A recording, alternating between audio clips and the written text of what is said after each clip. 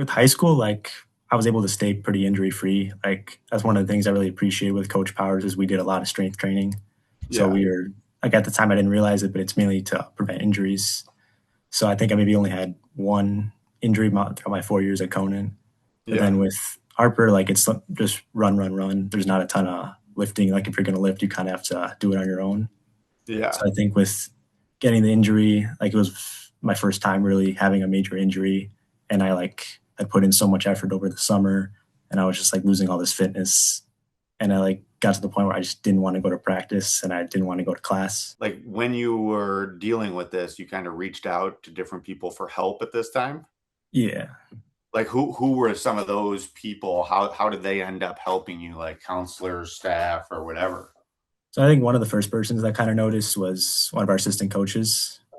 Like he kind of saw and he like asked me like he'd say, "Are you good?" I'm like, "Yeah, I'm good." And he's like, "No, but like tell me for real, are you okay?" And we'd kind of like have some talks before and after practice, and he would just kind of listen. Like he wouldn't say much. He would just kind of let me like express myself. Yeah. And then was there anybody else besides, like, did you go see any other support staff at Harper or anybody else there that was helpful? Yeah, I talked. I think the trainer also kind of knew a little bit, and then she kind of said there was a counselor if I wanted to see. And Okay. like so, he's still there around. I still sometimes talk to him, even if I'm feeling okay, just like to catch up a little bit. And he Yeah. would kind of like he'd listen, but he'd also just like give me, I guess, good advice. Like, Yeah. Well, it's like, so when that happened, like what I've noticed when people get injured, and I notice it as a coach that sometimes, like as a coach, I would sometimes, they're almost like forgotten about, yeah, and they're almost like isolated. And I like look back sometimes, I'm like, wow, I wish I would have like kind of like, I don't know, tried to get that person involved more, or like keep them, not that they were always there, but they were always like off to the side. And I felt like, welcome back to the Maley Way. I'm your host, Jim Maley. Today's guest is a former standout distance runner at Conan High School, and one of the many students who came through the CHSAB, otherwise known as Basketball Gym, that I teach. RJ Minari put up legendary numbers in the CHSAB, but this is not where his athletic prowess stopped. RJ has gone on to Harper College, where he helped win a Region 4 title and a national championship in cross country and a national runner up in track.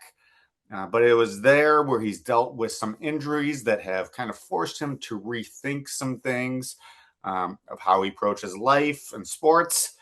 He's now preparing to go to Elmhurst University.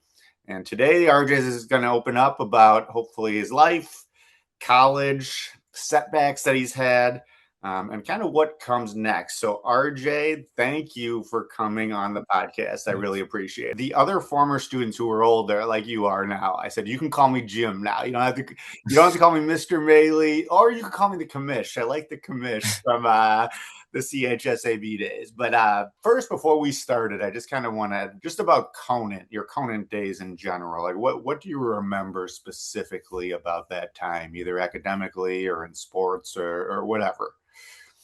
I think Conan was like a great time, like that 4 years. Like my first year was the COVID year, so there That wasn't was much to do. Yeah, it's terrible. terrible. Yeah. But I think like kind of doing running, I think that was one of my favorite things because it was my only time I could like get out of the house and like do something. Yeah. And even Now, like yeah. was that something that you started at Conan, or had you been doing that before Conan? So I did it at like I went to Frost Junior High and I was kind of doing it there, but it was like on the side because my main sport was soccer. Okay. Did you play any soccer at Conan or no? Nah, I was like debating doing the team, but like because I was an attacker before and then I had to switch to like being a defender and I didn't really want to do that anymore. Yeah. Yeah, it gets kind of boring, I would say. Well, not to disrespect any defenders out there, but I could see how, when you're shift from that position, it's probably tough. So you ended up running for Coach Powers. And as I mentioned to you before you came on, this is Coach Powers last year at Conan, last year coaching. Do you have any specific memory about Coach Powers? Like one major thing that you remember from your time with him as your coach? There's one he might not be happy if I tell this story. Oh, well, is it a bad one or a I funny one? mean, I think it's, but yeah, it's more funny. But Oh yeah, well, yeah. you can say it. So it was after like our regional race. So we were heading in seated pretty high to possibly win the meet. We still Uh, qualified for the sectional, but we didn't like race that good. And we were kind of thinking, okay, we ran okay. But like Powers was pissed after that. And he said, he just said a lot of things I probably shouldn't say on the air, but hey, he's retiring. It doesn't matter. But no, that's sometimes us coaches lose our temper. But sometimes what I have found, and Powers is not norm, at least from what I know, he's not always like that. But sometimes as a coach, and you'll get this. I know you're going into teaching and you're going into coaching, and sometimes you just got to lose it every now and then just to keep the athletes or your students honest. So I'm sure you can share a little bit more about that later when we're off the air. All right, so I how we got to know each other, and I'm trying to remember, did I have you for 2 years or just one? I think And it was, yeah, it's 2 years. okay, that's what I thought. So RJ, for those of you listening, he was in my class, and it's called Advanced Basketball. And I don't know, it's kind of like really evolved. I was going to tell you this. It's evolved where I think when you did it, we weren't on Instagram yet, right? It was I just think the it was Twitter. still Twitter. Yeah. Yeah, so which was still fun. But like now we're on Instagram and we have like a lot more videos, and it's really kind of evolved. And it kind of all started actually when I was working in the Chicago public schools. I was working at Kenwood on the south side. And this guy, his name was CJ Rogers. He was the coach before I got there. He kind of started this after school program, and he kind of made it to be like the NBA. Like there was a draft, there were trades, there was all this stuff. And like I started writing a blog for this league. And like I would just like do jokes, and like all the kids really got into it. So then when I got to Conant and I was in charge of this basketball class, I was like, I'm going to start doing this same thing, but like do it a little bit differently. Like I can't take the time to write a blog for every class, but I could like post different things and try to make it fun. And it's kind of really become my favorite class as a teacher. It's kind of like my thing now. And I remember you were in it. What do you have any memories from that time, from that class in like particular? like the first year, I didn't really try that much. Yeah. I was kind of a big man, but I think just the people that year, I think it was like when like Don Beer and then we're like still playing. Yeah. Yeah. Do you remember like anything else? Like, did you like that class? I'm That was, assuming. yeah, that was a fun class. Like the people, yeah, the people there definitely made it like more fun, and that's made me like want to try more. Yeah. No, I kind of I really loved having that class. I feel like it's allowed me to kind of have a little bit better kind of relationships with the students because I get out there and play. If I remember, I think did you block me once? I might, I might I have. think you I just did. remember that like one game where I hit like 6 threes in a row. Yes. I think I posted Yeah, on the Twitter about that. Yeah.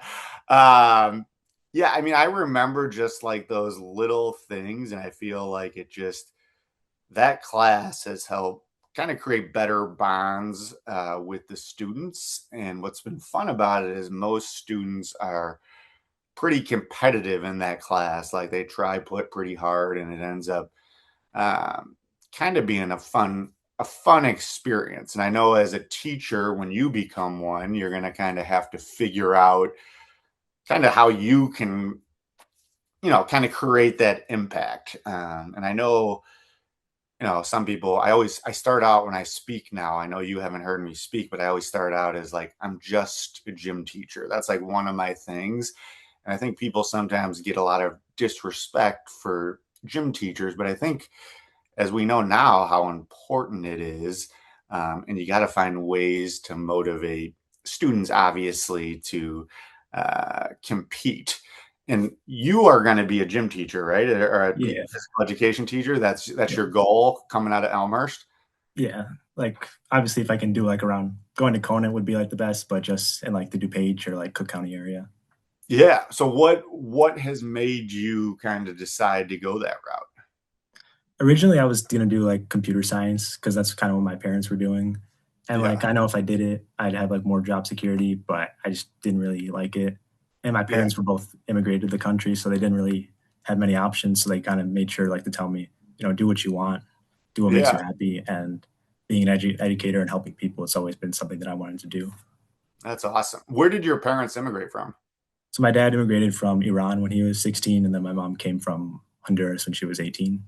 Wow, that's amazing. And what do they do now? You said they're in like computer science. My dad, yeah, my dad's more that, and then my mom now she does with pension retirements. No, cool. That's awesome. Um, okay, so the other thing that I wanted to talk about, because I know you have kind of been, you were there when I spoke at Conant. Like I Yeah, had been doing it, and I spoke at Conant.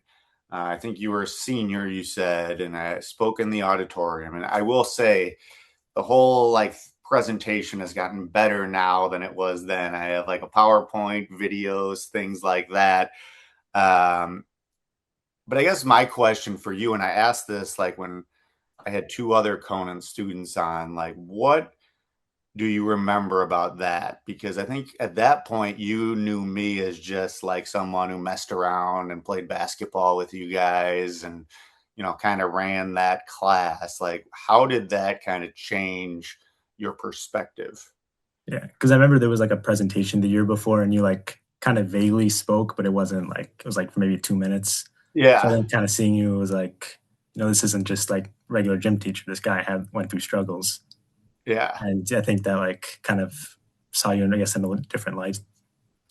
Yeah. I mean, it kind of, I guess that's the whole point. And when I'm doing it now, like one of the goals is to kind of make people feel more comfortable, maybe sharing those things with, for teachers to share it with students. Like, obviously, nothing bad, but like if you've had a struggle, I think sometimes when people can see, like, oh, that's my teacher, and they're up there saying that they've struggled with something. I think it kind of gives people the permission to say, like, hey, I struggle too with that. Like that's been one of my goals. Um, and you were in there, like, you think that kind of came across. Yeah, I think it wasn't just like me. I think beginning we were kind of like joking a little bit, but then we all got kind of got into it and like really paying more attention. And I think Yeah. like hearing your story was definitely important for all of us to hear. Yeah. And I think especially like boys nowadays, I think it's Yeah, like it's tough for boys nowadays. Like I think, people think that like the cell phone issue, like I think there needs to be like, and not to say that this is me, but I think like when you become a teacher, like you kind of need to really take on like that role model aspect. And I'm not saying that I've always done that, but like when I started sharing openly and honestly, like I can tell you that has made my relationships with students like 100 times better. And I was thinking about you specifically. Like here's what I remember of you. You were quiet. Like yeah, that's what I remember of you, that you were really quiet, and that it kind of reminded me of how I was growing up. And you were quiet. You always did what you were supposed to. It was like never a problem. And I think sometimes what I've noticed and what I've tried to kind of be better at as a teacher is like kids like you are kids that sometimes slip through the cracks now because everyone's like, oh no, they're good. Like, oh yeah, he's doing good. He's doing well. He does well in school. He never misbehaves. And we sometimes focus, I think, on like those other kids who maybe are more vocal and maybe more disruptive, where I think we still got to focus on like, hey, not that you were struggling then, but like I think about like I had Ryan Davis on, and I think yeah, you said you might have listened to that. He was like great athlete, perfect kid, and like he was struggling and I didn't know. And I'm like the mental health guy and I yeah. still didn't know, and it kind of bothered me that I missed it. Um I guess does that make sense to you? What I know I'm Yeah, on yeah, there, but like how like we kind of like forget about sometimes the kid who always does the right thing. yeah. And I kind of see that now with like some of my teammates that like maybe they're kind of quiet and they don't really talk a lot. Sometimes I just kind of say like, "Hey, like you good? Like, are you really good this time?" Yeah.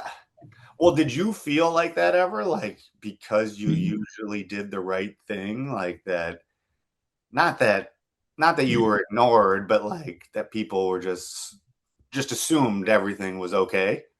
Not yeah. I think for high school, for majority of the time, I was okay. Maybe I had like my moments here and there, but for the Yeah. most part, like I talked with the people that I like trusted. Like I didn't vocalize to everybody. Yeah. And that's kinda how I was too as a student. Like I was really quiet in school, but like I had people that like I kind of hung around with. But I've just always thought when you reminded me of how I was as a high school student, like just kind of quiet, very nice, very friendly, but just kind of like a quiet kid.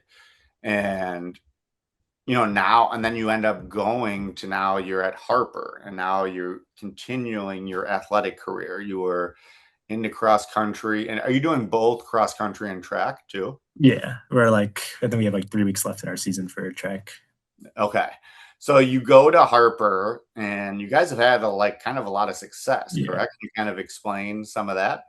Yeah, so we were coached by Jim McNider, who was the Schaumburg coach for more than 30 years, and, Right. like, they were one of the best teams in the MSL for a while, like, especially, like, in the '80s, I think they won, like, 3 state titles. Okay, nice. Yeah, And then you just been how have you been running? Like have you been yeah. running pretty well Like, yourself? my freshman year, I kinda knew I had to bump my mileage up because it's college, and things, like, seemed to go well, but then that's when I got a knee injury, and I think that's kinda when the cracks started to form a little Okay. bit. Like what type of knee injury was it? So it was like a stress reaction. So it Okay. wasn't like a super bad, like, but it never really like fully recovered. Like I think it took until like March, and I got injured in September for it to like really fully feel 100% again. Yeah. So and then now you have the hip stress reaction. Yeah, Is that something that like because maybe you have this stress reaction in your knee, you kind of favor it and then like you end up hurting something else? Is that how that works or is it just I completely separate? I think because it mainly connects like your knees connected to your IT band, which is like holds your hip together. And I think because we do like a lot of indoor workouts and like our tracks, like it's not a 400 outdoor track, it's a 150, so the turns are like really tight. And when you're Yeah. doing like a long workout, you're putting like a lot of pressure on your legs. So I think Yeah. that's kind of what like started it a little bit. Gotcha. And you said these injuries kind of changed maybe like your perspective on how you saw the sport or your perspective on like maybe mental health and things like that. How exactly did that happen? Yeah. So I think with high school, like I was able to stay pretty injury free. Like that's one of the things I really appreciated with Coach Powers is we did a lot of strength training. So Yeah. we were like at the time I didn't realize it, but it's mainly to prevent injuries. So I think I maybe only had one injury throughout my 4 years at Conan. But Yeah. then with Harper, like it's just run, run, run. There's not a ton of lifting. Like if you're going to lift, you kind of have to do it on your own. Yeah. So I think with getting the injury, like it was my first time really having a major injury, and I put in so much effort over the summer, and I was just like losing all this fitness, and I like got to the point where I just didn't want to go to practice and I didn't want to go to class. Yeah.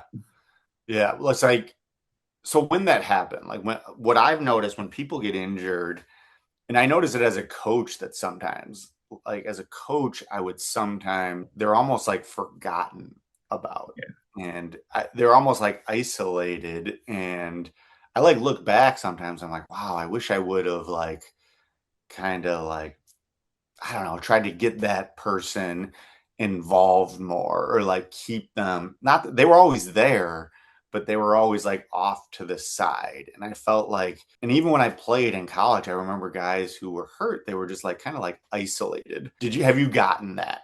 I guess I'd as say yes and no. Like yeah, obviously, like if they're going out doing a track workout, I have to go upstairs and either do something on the bike or the elliptical or go in the pool. yeah, But I think also Coach McNair has done a good job of like having us like practice is mandatory whether you're injured or not.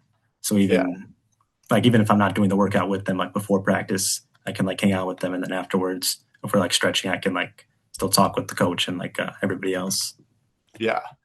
Yeah, and like, okay, so when you've been injured, you said you started to feel like the stuff about not wanting to go to class, not wanting to go to practice. Like, do you think that was like a mental health related type thing? I think, yeah, but I think thankfully it didn't get to the point where I was depressed and having these thoughts that I probably would shouldn't people shouldn't be having. Like I Yeah, think being close to my family, I think helped a lot. Like if I was at a 4-year school and I was isolated, I think the signs would have shown more. yeah. No, I think for sure. And then you think like, well, I think what's nice that you said your coach there kind of kept you guys around and you're able to talk. Like I always talk about like community being of big of importance. And I think like now you have like that community, you have that built-in community of like, hey, my team and my fellow athletes. And I feel like sometimes for athletes, when that's over, especially men, like we kind of lose our sense of community. Like you just like I always talk about this. My wife, amazing. Like she has all these different clubs, all these different things, and it's really kind of taken me some time to get that sense of community. Do you feel like you get that sense out of being part of a team?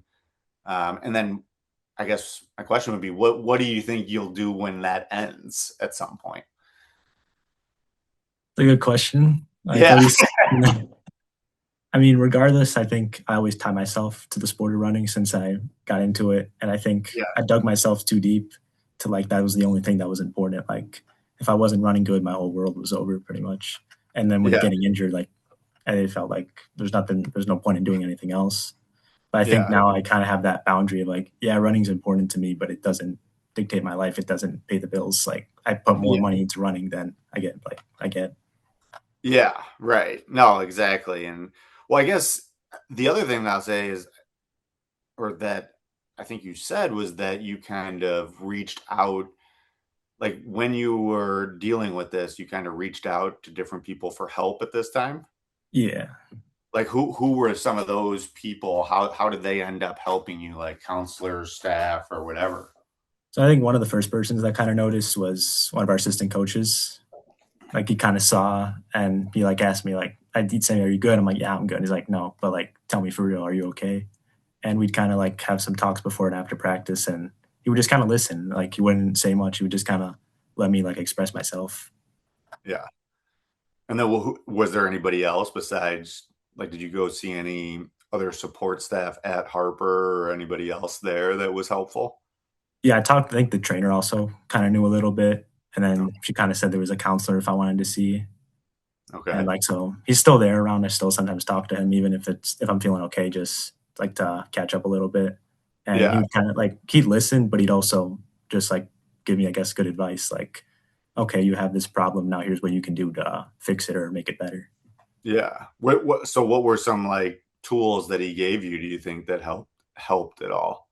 I think it's like tying yourself with other people. Like I know in high school we always say to like get involved. I think Mhm. it's also more important in college, especially if you're like away. You don't Yeah. have like that people to talk to, so you kind of need more of a group than being like isolated. Yeah, that's kind of like the sense of community that I think is so, and I guess I talk about this, but I didn't really believe in that type of as Yeah, bad as this is, I didn't believe in that type of stuff, or I didn't really even believe in mental health until like I went through it. And then the sense of community, I didn't really believe until COVID happened. And like COVID took away all sense of community. Like you were completely isolated, and that really kind of messed me up. But I guess it was a good thing because it made me realize like how important other people are to like my overall well-being, but beyond just that track and cross country community. Like what other things do you do to kind of create that? I'd say like maybe it's not so much with other people, but just like appreciating other things. Like even if I can't run, just going for a walk and just like appreciating nature, being outside, Yeah. and like I guess trying to like talk to people or like be in groups with people that I wouldn't always consider myself a part of. Kind of, I guess, Yeah. throwing myself out there, but Yeah. being like you never know what can happen. You might as well take a chance. Yeah, I guess that's one thing. That's one thing I have really evolved in over the years is like I talk to strangers now, which I Yeah, never ever did in my life. Like I would never just like start up a conversation. And I feel like I'm at the point where I'm like, I don't care what like I don't care. Like who cares? Like I'm just gonna say something. And it usually works out pretty well. Like it just you put yourself out there, like you said, not that you're going to be end up becoming best friends, but sometimes it's just nice to talk to somebody and get a different kind of perspective on things, I guess you could say. Yeah. So I guess the other thing that I wanted to talk about was I know you had mentioned that like you've listened to some of the episodes that we've done with the Maley Way. And you mentioned some of them that kind of had an impact in a way or that were helpful to you in a way in college. Can you tell me kind of like what those or who those were and why maybe it had an impact? I think the first one was I said the Ryan Davis, and he actually lived like across the street. He lived on like Langley Court, Oh, really? He lived so, right by you. and he knew like my older brother. So like Okay. he probably doesn't remember me, but I still kind of remember him going to like playing at him with Meineke sometimes. Yeah. His episode I thought was amazing because Yeah, again, like he was like the best one of the best high school basketball players. Definitely the best I coached, but he was one of the best guys that I've seen. And that was before I was open kind of about my stuff, like before I was open about my struggles. And then the year after he left, that was kind of the first time that I kind of put it all out there and said something. And I look back and I'm like, God, I wish I would have known because I feel like I could have been pretty helpful to him. And then he goes on to Vermont and like he really starts struggling. I wish I would have known. And that kind of reinforced like, hey, for me, like, hey, I gotta really if I see someone struggling, I gotta say something because I think it can be helpful when you do. What do you remember specifically about his episode? Anything that he said that you maybe got anything out of? I just remember because I think we were on a way to meet, and then I don't really like listening to music before meets, so I just kind of like throw on a podcast. And I think he Yeah, was kind of talking about like how he also had like injury issues and like yeah, how he like played professionally, which is like really cool to hear.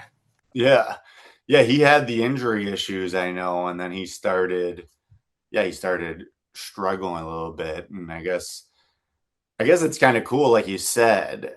I think the other people that you mentioned to me, and you can talk about them, but like are people that and that you've seen around, and sometimes it hits differently when it's like people that Yeah, you actually know as opposed to just a random guest on a podcast who might be saying some of the exact same things, but you don't know them. And now the yeah. fact that you maybe know them in some way, even if it's just seeing them around. Do you remember any other ones that you kind of got something out of? Yeah, I remember listening to Miss Saul because she was my English teacher my sophomore year. Oh So I yeah, think like yeah, like you said, like when it's somebody you know, you pay more attention. Like yeah, there's another podcast, it's like the Running Effect podcast, and he has like on like professional runners. So it's like someone that I like ran against or like a big person that I like support and follow. You like pay more attention, and you're yeah, like, wow, okay, they have like a similar style that I do. yeah. And I think Mrs. Saul or she had crazy injury Yeah, history. Like that was a big part of her thing, and that's kind of where I remember first talking about the thing where like, yeah, I wish I would have like kept those guys in the loop more that got hurt because she was kind of talking about that. And it is kind of tough too. I guess I wanted to ask you this because I remember asking her, like, you're trying to come back from an injury. Like, is there like a level of fear when you're doing that? Like coming back from it, like you're fearful that it's going to happen again or something worse is going to happen? Yeah, I think now with my hip, I'm not trying to think too much, but I think when I had my knee injury and I was like clear from the doctor to come back, and like it was a month, and like okay, I should be 100% by now, but I still feel it, and I'm like, if I go on a run longer than I should, like, is it gonna burst? And then it gets to the point where I have to get surgery. So Yeah. it's tough. Yeah. Um, who was the? I think you mentioned one more person that you remember listening to. Do you remember I who think that was? it was Logan Gill's brother, and then Mr. Essex. Oh yeah. Did you have Mr. Essex at all, or do you No, just I know? didn't have him, but I know he's like the girls' track coach, so I'd kind of see him and I'd like talk to him a little bit during practice. Yeah. Yeah. He's just like a really. I don't want to boost his ego too much, but he's like a really good person. Like Yeah, he's like very high values, high character. And his wasn't necessarily about like the whole mental health side, but he was talking about like kind of how religion and how that kind of grounds him and how like, and I know, I mean, I'm not very religious. I kind of wish I was a little bit more, but I can see how, that type of thing can really help you from a mental headspace, like just having that time to like focus on something else as opposed to what's going on around us. Do you remember anything specifically that he said that maybe hit you in a different way, or was it just because you knew him or whatever? I think it was mainly there's like two parts, like the faith, like that's been what I've been trying to strive for. I think getting injured, like I've been praying a lot more, trying to read my Bible, and Yeah, like just being like you can wear a cross and say you're a Christian, but that doesn't really like mean that you are. Like you have to do it like in your daily deeds. And then I yeah. think there's another part in the episode where he was like had like a speech that he was talking to like one of his teams. And I think that's like something that maybe some of my teammates would probably or even me like would need to hear like in moments where I get too cocky or I'm not like motivated to do anything. Oh, yeah.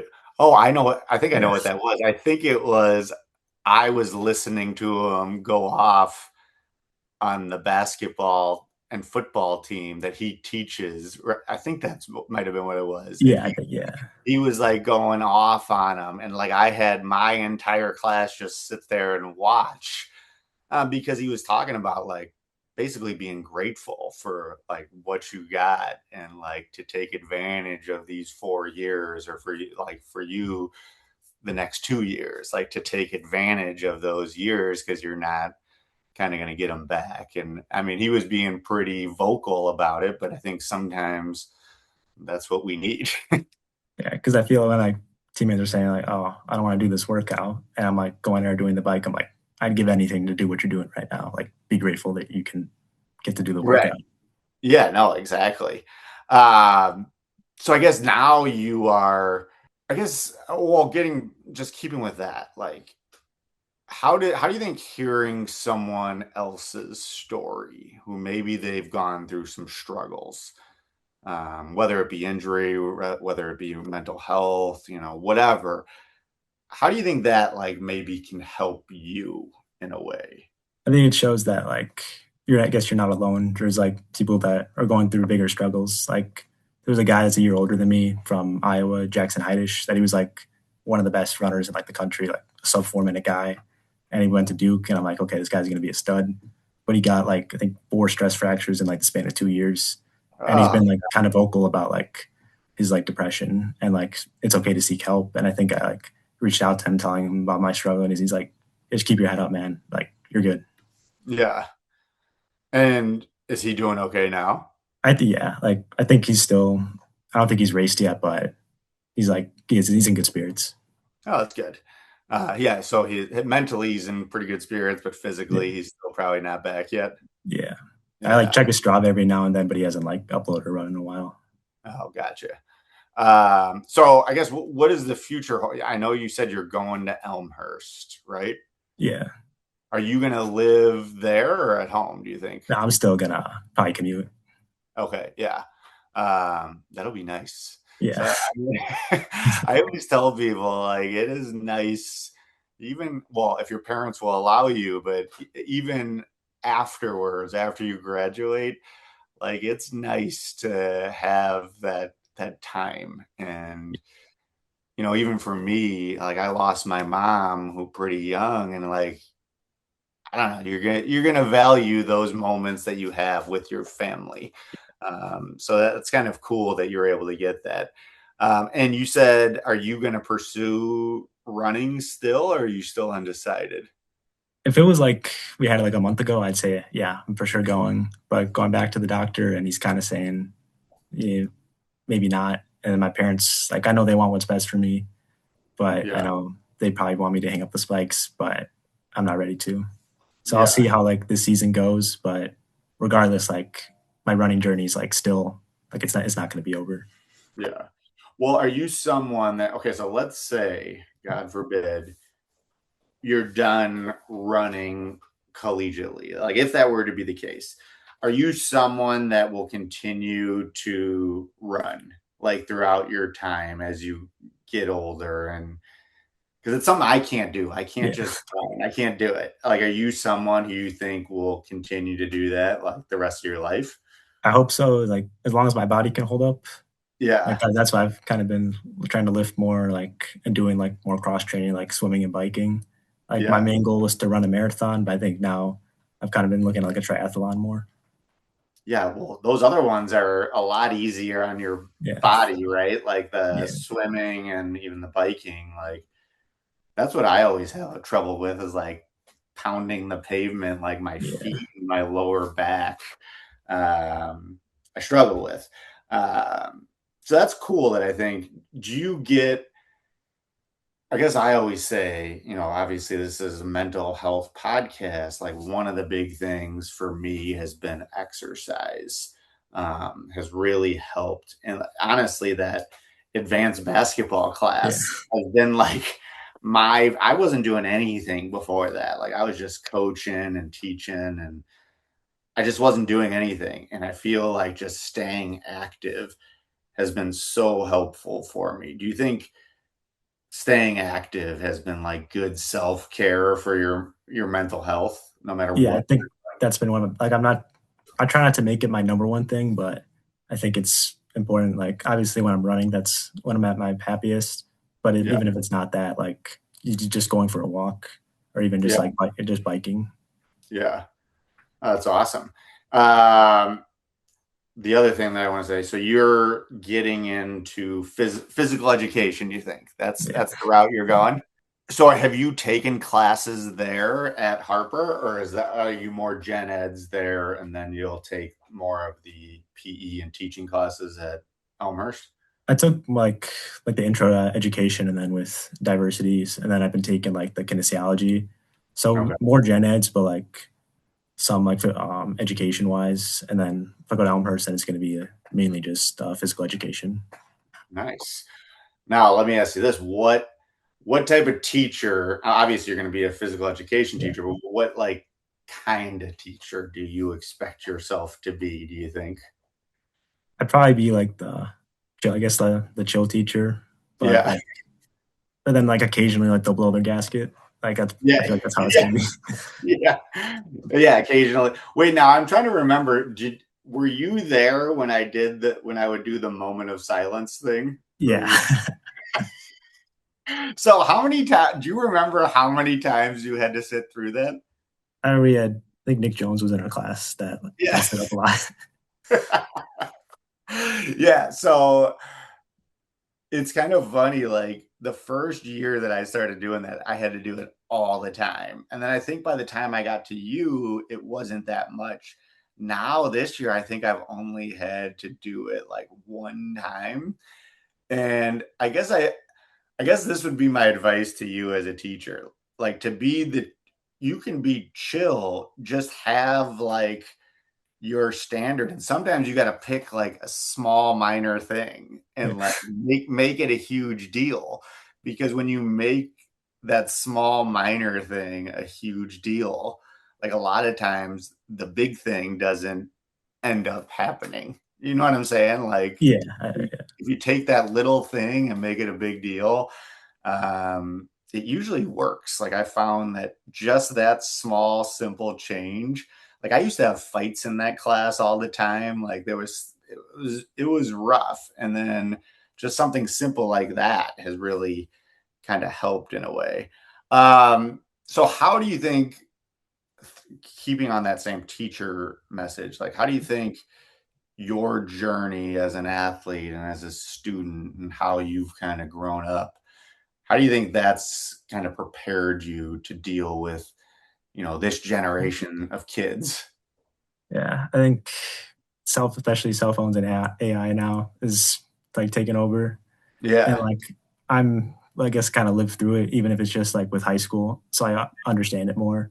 Like I know Yeah. when you probably grew up, it was like just like the dawn of like laptops and like the beginning of cell phones. So Yeah, it's like for it's sure. kind of harder, or I guess we probably get it more now, but like when it like first started to get big, it was harder to get through to these kids. Yeah, for sure.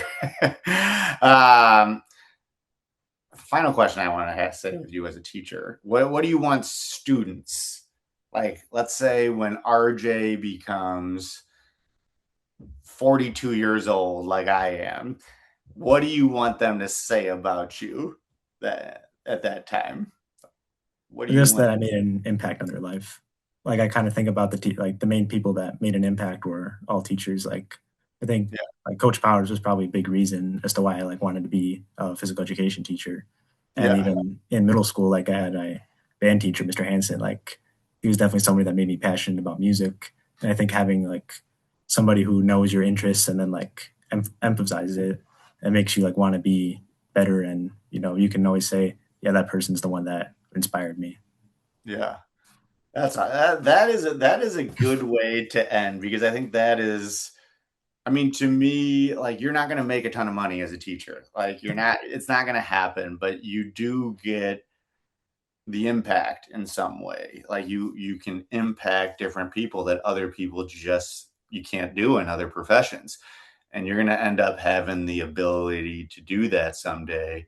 I think it's important to take, like, that is valuable. Like, that is valuable. That's like better than money in my mind. Yeah. Like, knowing that you maybe influence someone, even in just the slightest way.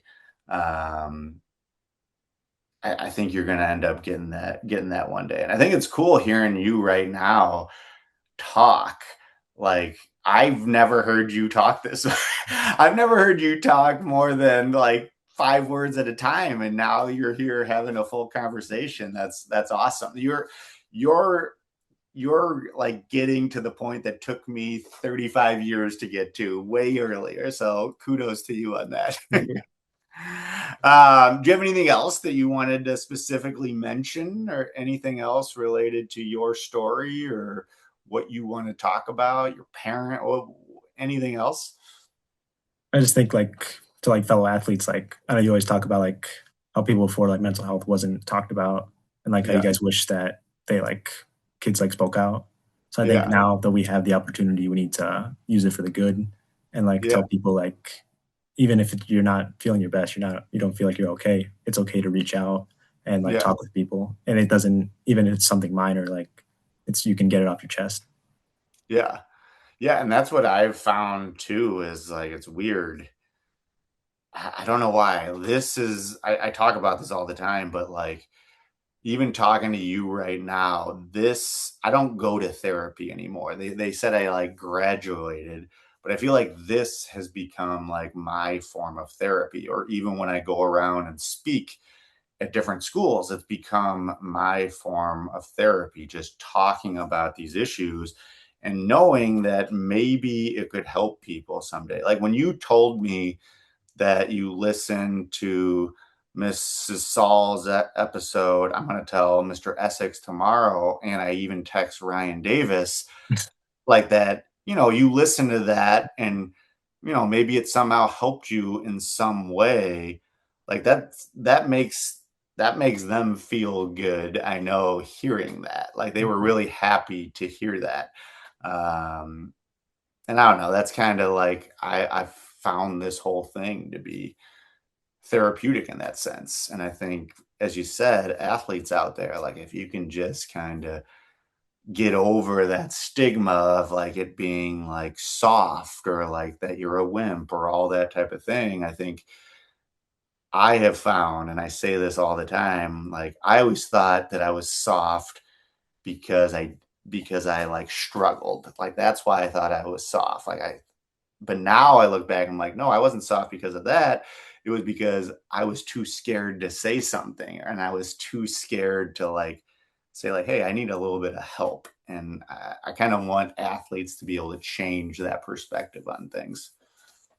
Yeah. Yeah. Um, you got anything else, RJ? Anything else that you wanted to get off your chest? Uh, I really, You're good. All right. Well, yeah, I really appreciate you coming on. And it was good. Like I said, it was just good yeah, to talk to you. But I appreciate you coming on and sharing your story, because when I have people on here, I always say this every time: by sharing your story, not only can you help others, but I think you end up helping yourself a little bit, yeah, because that's the Maley way. yeah. Thank you, RJ.